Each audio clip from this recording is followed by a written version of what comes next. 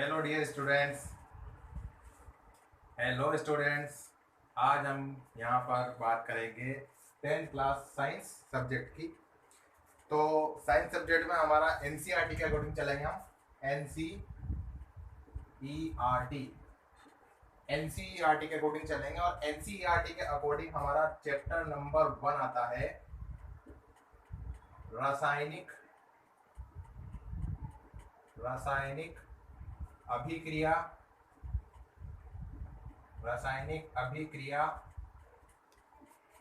एवं समीकरण। तो यहाँ पर हम बात करेंगे आज एनसीईआरटी के हिसाब से चैप्टर नंबर 1 और उसमें नाम है हमारे पास रासायनिक अभिक्रिया एवं समीकरण। तो सबसे पहले इस नाम को देखते हैं हम कि रासायनिक अभिक्रिया और समीकरण का मतलब होता क्या है। रासायनिक अभिक्रिया किसे कहेंगे हम? आप लोगों ने देखा होगा, जैसे हम दूध को रख देते हैं गर्मियों के टाइम पे खुला, तो क्या होता है, अगले दिनों दूध फट जाता है।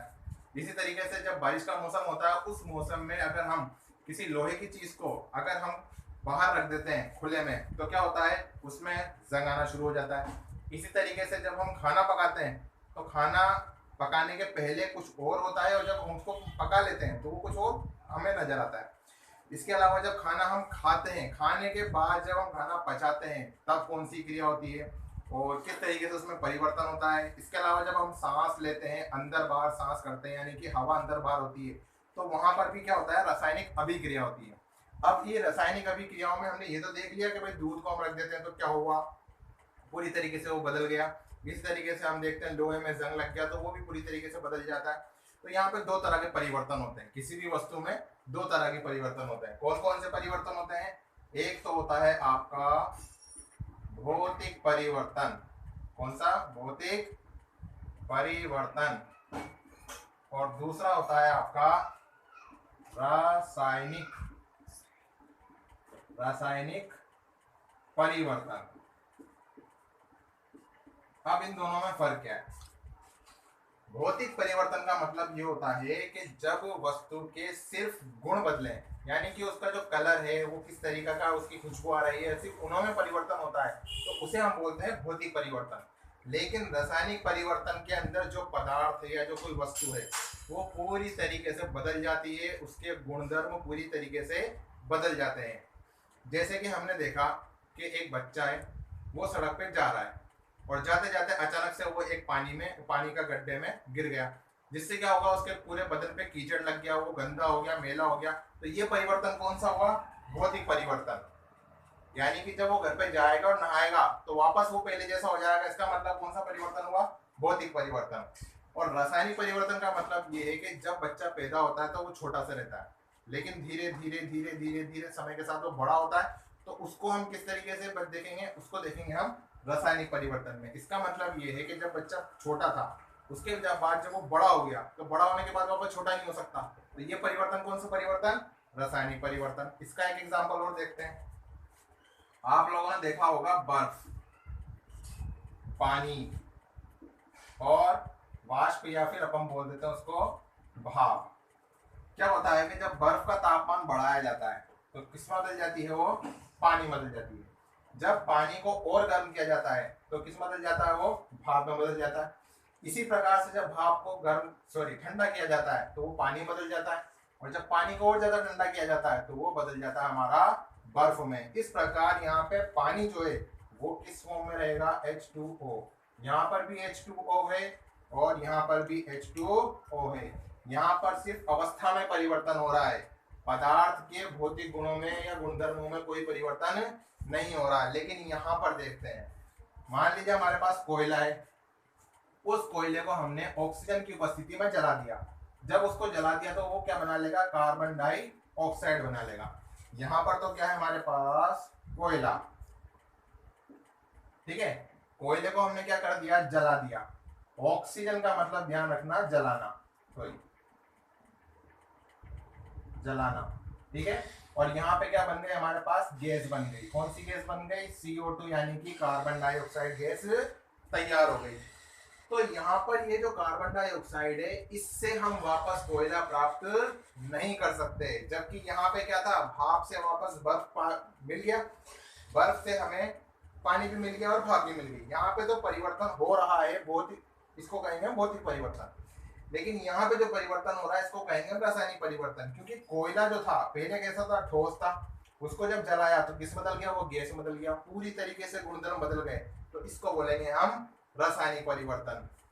तो हमारे जो रासायनिक अभिक्रिया है, इस अभिक्रिया को पढ़ने के पहले हमें भौतिक परिवर्तन और रासायनिक परिवर्तन को अच्छी तरह से समझना होगा। तो यहाँ पे आप लोगों को समझ में आ गया होगा, इसको देख लीजिए एक बार।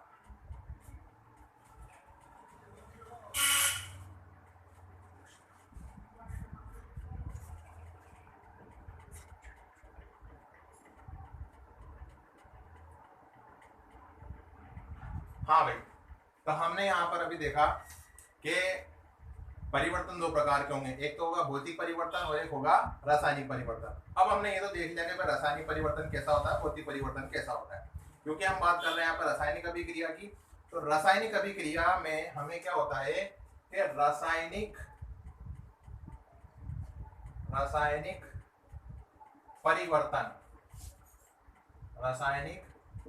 परिवर्तन को ही रासायनिक अभिक्रिया कहा जा सकता है। तो यहाँ पे बात समझ में आ गई कि भाई किसी पदार्थ में अगर रासायनिक परिवर्तन हो रहा है तो उसको हम रासायनिक अभिक्रिया कह सकते हैं। तो अब यहाँ पे सबसे पहले हमारे पास परिभाषा आती है रासायनिक अभिक्रिया की।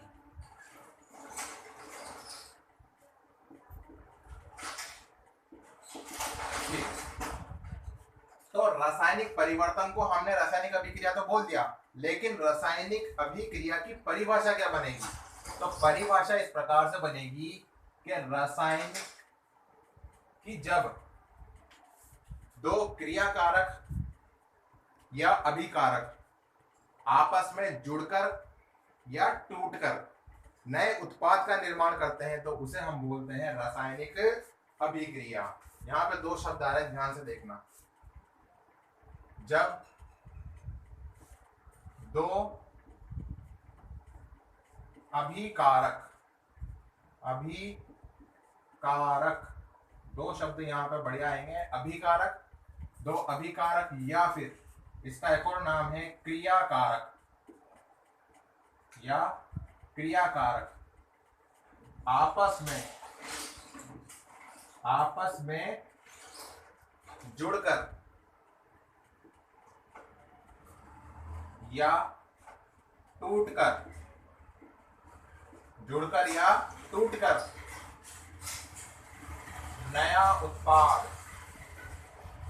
नया उत्पाद बनाते हैं।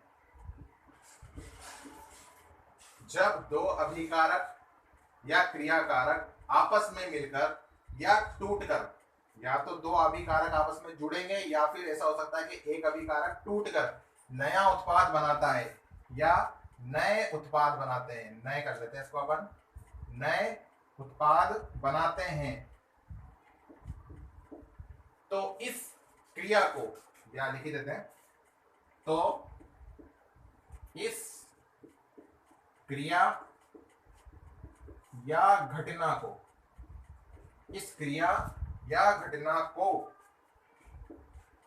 रासायनिक अभिक्रिया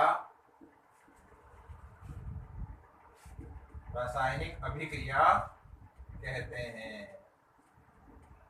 तो दोस्तों समझ में आ गया होगा। यहाँ पे क्या हुआ कि हमारे पास अभिकारक या क्रियाकारक और साथ में उत्पाद, दो शब्द हमें यहाँ पे नए मिले हैं। एक तो क्रियाकारक कह दो या फिर अभिकारक कह दो, और एक हमें मिला है उत्पाद। अब साहब यहाँ सवाल आता है कि भाई क्रियाकारक या उत्पाद हम कहते किसे हैं? तो इसकी भी परिभाषा देख लेते हैं अपन। तो पहले लिखते हैं अपन अभिकारक। अभिकारक, अभिकारक की परिभाषा बनेगी कि जब किसी अभिक्रिया में, जब किसी अभिक्रिया में कोई पदार्थ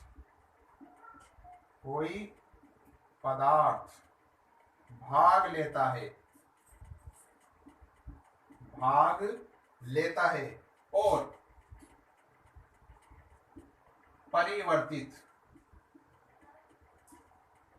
और परिवर्तित हो जाता है, तो इसे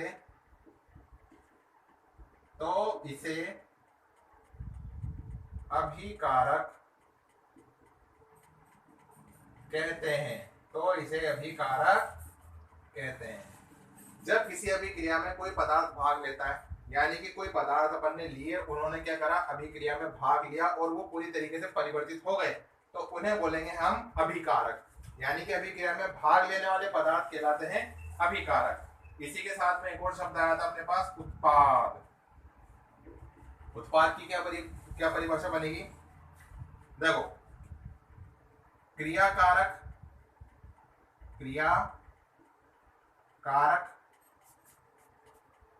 की अवस्था व रासायनिक संगठन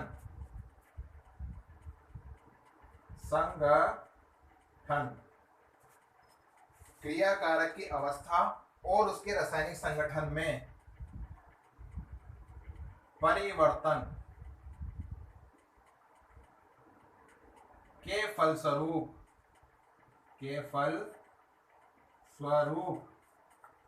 प्राप्त पदार्थ उत्पाद कहलाता है। उत्पाद कहलाता है। ठीक है, तो यहां पे हमने देखा कि रासायनिक अभिक्रिया, जब दो या दो से अधिक अभिकारक या फिर क्रियाकारक आपस में जुड़कर या टूटकर नए उत्पाद का निर्माण करते हैं, तो इस क्रिया को या घटना को हम रासायनिक अभिक्रिया कहते हैं। इसमें दो शब्द आए, एक आया अभिकारक और एक आया उत्पाद।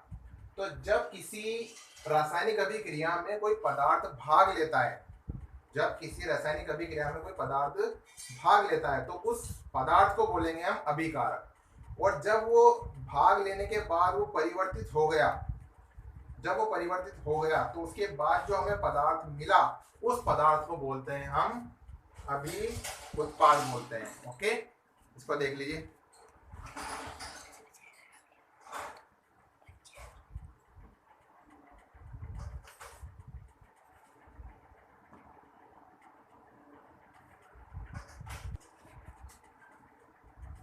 हाँ भाई, तो हमने यहाँ पे रासायनिक अभिक्रिया को देखा, उसके बाद हमने रासायनिक अभिक्रिया में जो उत्पाद और अभिकारक थे उन दोनों की परिभाषा को देखा। अब यहाँ पे रासायनिक अभिक्रिया किसे कहते हैं हमने ये तो देख लिया। अब इसको समझते हैं अच्छी तरह से। हम एक प्रयोग के द्वारा एक छोटा सा प्रयोग करेंगे। उसके लिए हमें चाहिए एक मैग्नीशियम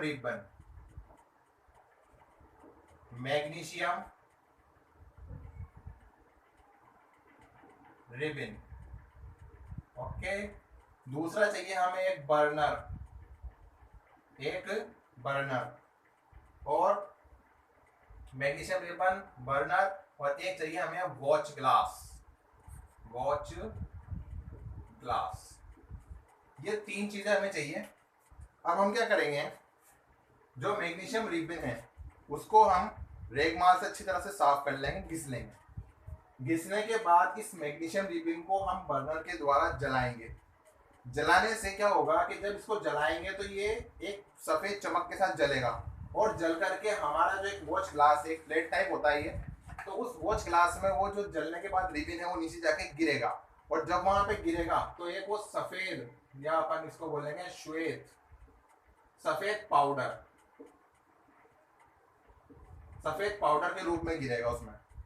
तो यहाँ पे हो क्या रहा है, इस प्रयोग के अंदर अपन ने क्या देखा, इस प्रयोग में हमने एक मैग्नीशियम रिबन लिया, उसको हमने बर्नर की सहायता से जलाया, जलाने के बाद वो श्वेत पाउडर में बदल गया, और पाउडर में बदलने के बाद हमने उसको किस में देखा, एक वॉच ग्लास में देखा।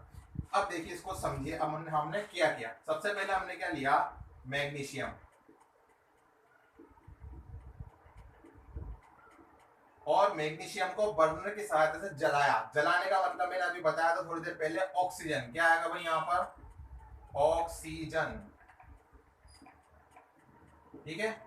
अब यहाँ पे मैग्नीशियम लिया और ऑक्सीजन लिया, यानी कि ये दोनों क्या है हमारे लिए, अभिकारक है। और जब इन दोनों को आपस में क्रिया कराते हैं तो हमें उत्पाद मिलता है, जो पाउडर था उस पाउडर को बोलते हैं हम मैग्नीशियम, मैग्नीशियम ऑक्साइड। क्या बोलते हैं भाई, ऑक्साइड।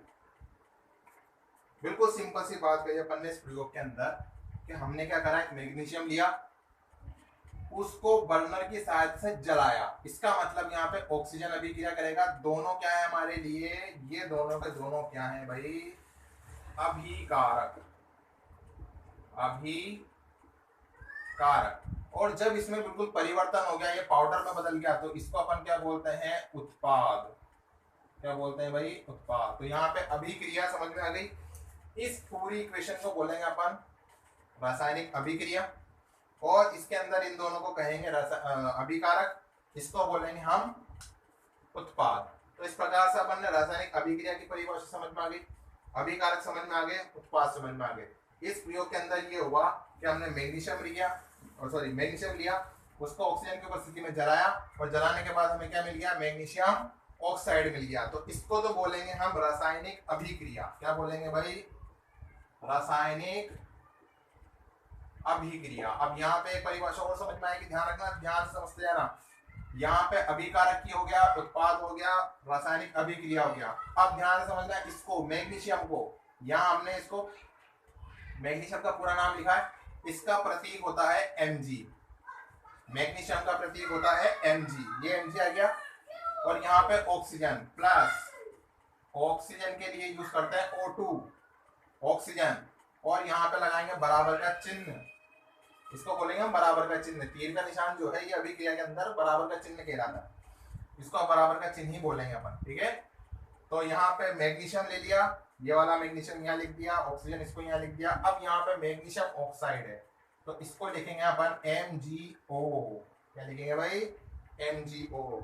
और ये रासायनिक अभिक्रिया, और इस पूरी पर इसको बोलेंगे अपन रासायनिक समीकरण। क्या बोलेंगे भाई, रासायनिक समीकरण। इसका मतलब ये होगा कि जब किसी रासायनिक अभिक्रिया को उसके प्रतीक चिन्हों के रूप में लिखा जाता है, जब किसी रासायनिक अभिक्रिया को उसके प्रतीक चिन्हों के रूप में लिखा जाता है, तो इसे हम कहेंगे रासायनिक समीकरण। क्लियर। तो यहाँ पर हमने देखा सबसे पहले रासायनिक अभिक्रिया की परिभाषा को, उसके बाद हमने देखा अभिकारक की परिभाषा को, उसके बाद हमने देखा उत्पाद की परिभाषा को, फिर हमने देखा रासायनिक अभिक्रिया का उदाहरण, जिसके अंदर हमने अभिकारक भी देख लिया किसे कहेंगे, उत्पाद भी देख लिया किसे कहेंगे। इसके साथ साथ हमने देखा कि रासायनिक अभिक्रिया को जब प्रतीक चिन्ह के रूप में लिख दिया जाता है, तो इस पूरी घटना को या क्रिया को बोलेंगे अपन रासायनिक समीकरण। तो यहाँ पे नेक्स्ट हमारे पास जो परिभाषा निकल के आई है वो किस किस परिभाषा आई है, रासायनिक समीकरण की। तो इसको भी लिख देते हैं अपन, जब रासायनिक अभिक्रिया को, जब रासायनिक अभिक्रिया को उसके प्रतीक या प्रतीकों के रूप में, प्रतीकों के रूप में लिखते हैं, तो इसे रासायनिक समीकरण कहते हैं। क्लियर। तो यहाँ पे हमने क्या करा, रासायनिक अभिक्रिया एक बार फिर से देख लेते हैं। रासायनिक अभिक्रिया जब कोई अभिकारक आपस में मिलकर या टूटकर नया उत्पाद बनाते हैं तो इस घटना को कहते हैं हम रासायनिक अभिक्रिया।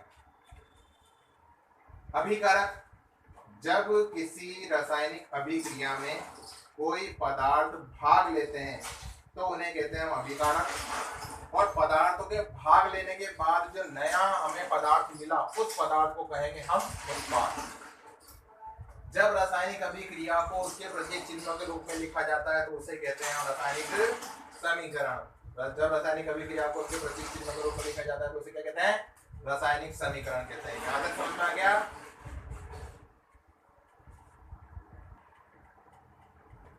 हाँ भाई, तो हमने रासायनिक अभिक्रिया देखा, अभिकारक देखा, उत्पाद देखा और उसके बाद में हमने रासायनिक समीकरण को भी देखा। अब हमें ये तो पता चल गया कि रासायनिक अभिक्रिया को प्रतीक चिन्हों के रूप में लिखते हैं तो उसे हम बोलेंगे रासायनिक समीकरण। अब यहाँ पे एक पॉइंट और आता है, रासायनिक, एक पॉइंट और देखना ध्यान से, रासायनिक समीकरण को या रासायनिक समीकरण का संतुलन। अब भाई इसको समझना ध्यान से क्योंकि इसी से क्वेश्चन आता है, सबसे ज्यादा क्वेश्चन इस चैप्टर में से इसी पॉइंट में से आते हैं। रासायनिक समीकरण का संतुलन कैसे करेंगे, अब इसको बिल्कुल ध्यान समझना। जैसे कि हमारे पास A ठीक प्लस B ठीक, यहाँ पे इसने बना लिया AB, ये बन गया हमारे पास AB। कोई दिक्कत नहीं है, यहाँ पे हमारे पास एक A है और यहाँ पर एक B है, तो यहाँ पर एक A और एक B आ गया, AB हो गया, कोई दिक्कत नहीं है। इसके जैसा इसका एक और भाई हो गया, मान लो जैसे A और ये B। इस AB को अपन ने ऐसे लिख दिया A प्लस B। कंफ्यूज होने वाली बात नहीं है। हमने क्या कहा था कि रासायनिक अभिक्रिया के अंदर अभिकारक या तो जुड़ जाते हैं या फिर टूट जाते हैं। तो जब जुड़ेंगे तो एक उत्पाद बनेगा और जब एक अभिकारक टूट करके क्या करेगा, दो उत्पाद बनाएगा। तो इस प्रकार से समीकरण होती है। यहाँ पर हमारे पास एक A है, यहाँ पर एक A है, यहाँ पर A B है, एक B है, कोई दिक्कत नहीं है। अगर मान लो ऐसा हो जाता है कि यहाँ पर ये A2 प्लस B हो गया, यहाँ पर A तो हो गए 2 और B हो गया 1, तो यहाँ पे क्या बनेगा भाई, A2 B बनेगा, ऐसा बनेगा। बताओ कोई दिक्कत? यानी कि जितने आलू इधर उतने ही आलू उधर, जितने बैंगन इधर उतने ही बैंगन उधर। अब बैंगन मतलब देखेंगे कहाँ से अपन, इस तीर के निशान से। इस तीर के निशान के इधर जितने आलू उतने ही आलू उधर रहेंगे और जितने बैंगन इधर रहेंगे उतने ही बैंगन उधर रहेंगे, कोई दिक्कत? आप देखते हैं यहाँ पे ये A, यहाँ पर B2, तो क्या हो जाएगा ये AB2। कभी कभी ऐसा भी होता है कि भाई A2 प्लस B2, तो यहाँ पे ये हो जाएगा A2 B2। इसी में एक और हो जाता है A2 प्लस B2, तो क्या हो जाएगा, इसको अपन बोल देंगे 2AB। अब ध्यान समझते हैं अपन,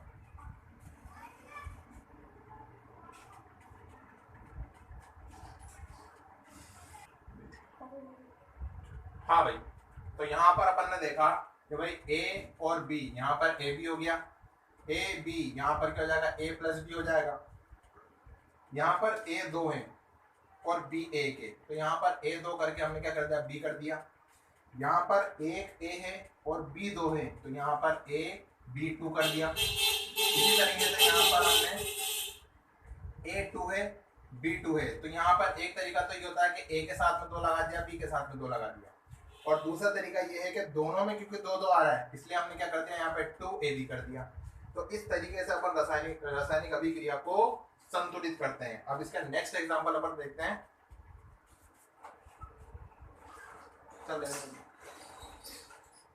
हाँ भाई, और नेक्स्ट एग्जांपल अपन इसका देखते हैं अभिक्रिया के अंदर। पहले इसको समझ लेते हैं ए बी वाले से, और फिर अपन यहाँ पे इसका प्रयोग करेंगे।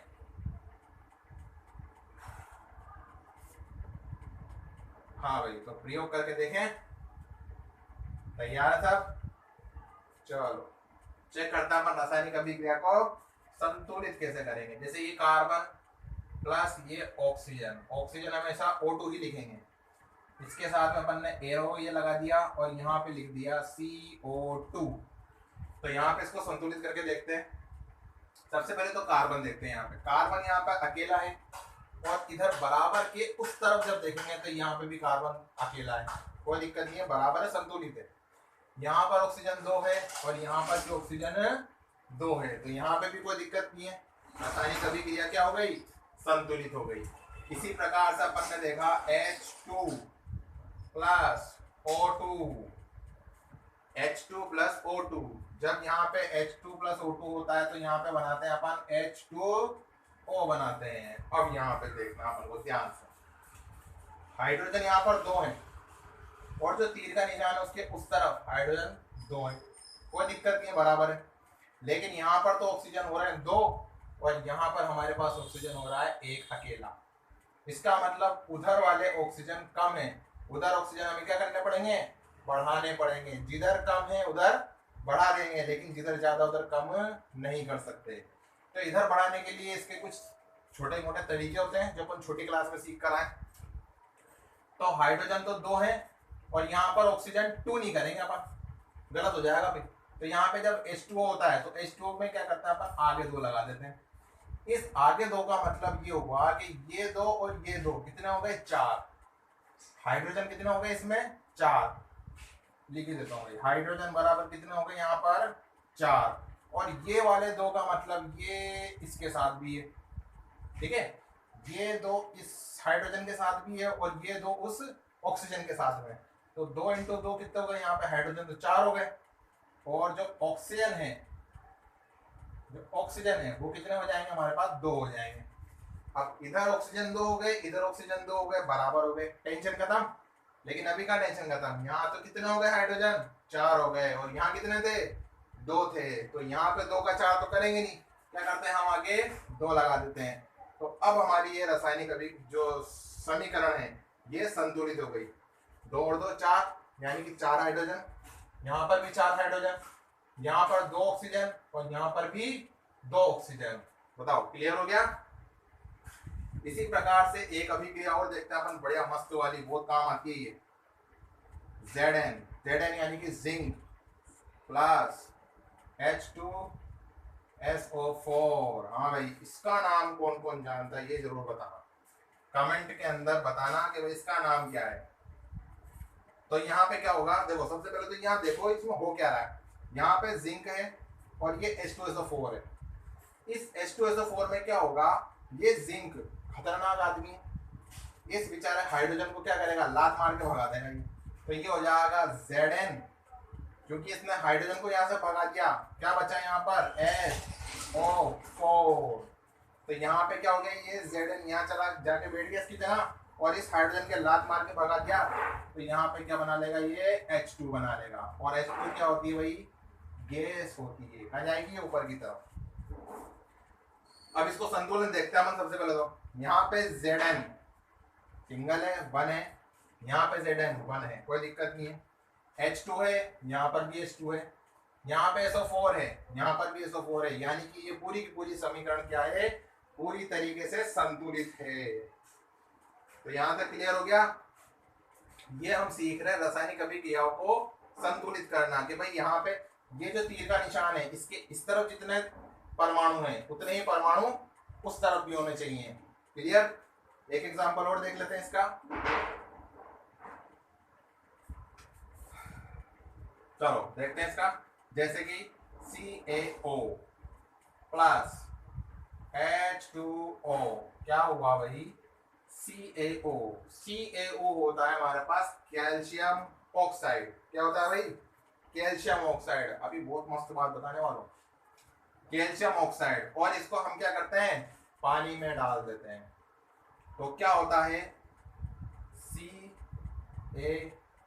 CaOH का होल ट्वाइस बना लेता है। क्या बना लेता है भाई ये? CaOH का होल ट्वाइस। और इसको बोलते हैं हम कैल्शियम हाइड्रोक्साइड। क्या बोलते हैं भाई? Calcium hydroxide. प्लस यहाँ पे कुछ मात्रा में निकल जाती है CO2 गैस। क्या निकल जाती है भाई? CO2 गैस निकल जाती है। और इसके साथ में बहुत सारी यहाँ पे हीट भी निकलती है। इसका एग्जांपल अपन को देखना हो तो जब अपन पुताई कराते थे पहले के टाइम पे चूने से, किससे? चूने से पुताई कराते थे। तो चूना लाते थे और उसको हम एक बाल्टी में या मटके में या किसी भी चीज में रखकर पानी डाल दिया करते थे। जैसे उसमें पानी डालते तो पानी में से बहुत खतरनाक तरीके से उसमें से ऊष्मा निकलती थी। तो वो ऊष्मा क्यों निकलती थी? क्योंकि ये हाइड्रोजन H2 यानी कि जल, और ये जो CaO है ये बिना बुझा हुआ चूना कहलाता है। कौन सा चूना? बिना बुझा हुआ चूना। और जब इसमें पानी मिला देते हैं तो ये बना लेता है कैल्शियम हाइड्रोक्साइड। इसको बोलते हैं अपन बुझा हुआ चूना। क्या बोलते हैं इसको? बुझा हुआ चूना। तो जब ये बुझा हुआ चूना होता है इसी से हम क्या करते हैं? पुताई कर देते हैं हमारे घर में।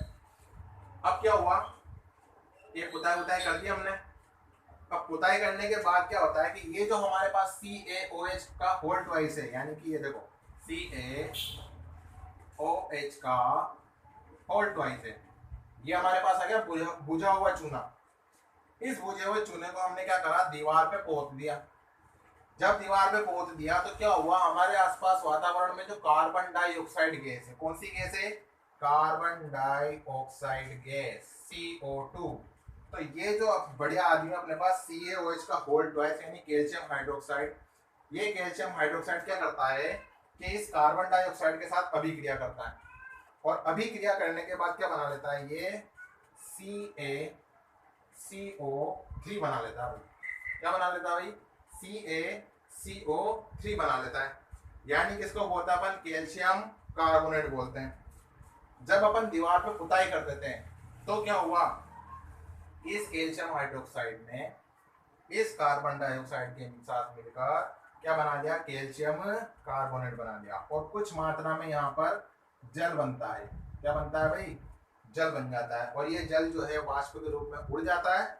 और ये जो हमारे पास CaCO3 बना, ये CO3 ही हमारे दीवार पे चमक मारता है। यानी कि पूरी की पूरी परत बन जाती है जो हमें चमकदार नजर आती है। इसीलिए पुताई के बाद क्या होता है? 2-3 दिन बाद हमें बिल्कुल मकान एकदम नया जैसा नजर आता है। तो क्लियर हो गया यहाँ पे इस वाले एग्जांपल से। चलो इसको संतुलित करके देखते हैं।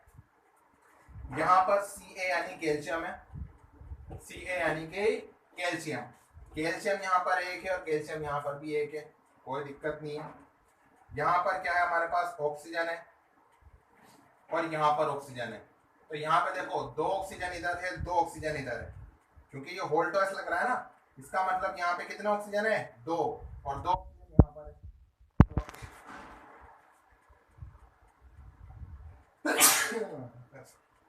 हाँ भाई, तो यहाँ पे 2 ऑक्सीजन इधर है और 2 ऑक्सीजन इधर है। टोटल इधर हो गए 4 ऑक्सीजन। बराबर के उस तरफ देखते हैं, ध्यान से देखना। यहाँ पे ऑक्सीजन कितने नजर आ रहे हैं? यहाँ पर ऑक्सीजन कितने नजर आ रहा है हमें? 3 ऑक्सीजन। कितने? 3। और यहाँ पर ऑक्सीजन कितने हैं? 1। 3 और 1 कितने हो गए? 4 ऑक्सीजन। 4 ऑक्सीजन इधर है, 4 ऑक्सीजन उधर है, यानी ये भी बराबर। हाइड्रोजन यहाँ पर 2 है, 2। और इधर देखते हैं तो हाइड्रोजन हमें कहीं और नजर नहीं आता, सिर्फ यहाँ पे नजर आ रहा है। और यहाँ पर भी हाइड्रोजन कितने हैं? 2 हैं। इसका मतलब ये जो रासायनिक अभिक्रिया है ये पूरी तरीके से क्या है? बिल्कुल संतुलित है। क्या है भाई? संतुलित। और इसी प्रकार हमने पूरी की पूरी रासायनिक अभिक्रियाएं देख ली हैं। तो इसको आप स्क्रीनशॉट ले सकते हैं, नोट्स बना सकते हैं। किसी भी तरीके से आपको इनको पेन और डायरी लेकर के बैठना है और उसमें पूरी तरीके से इसको बिल्कुल इसी तरीके से सिस्टमेटिक तरीके से आपको लिखना है और उसके बाद में याद करना है। इसको लिख स्क्रीनशॉट ले लीजिए।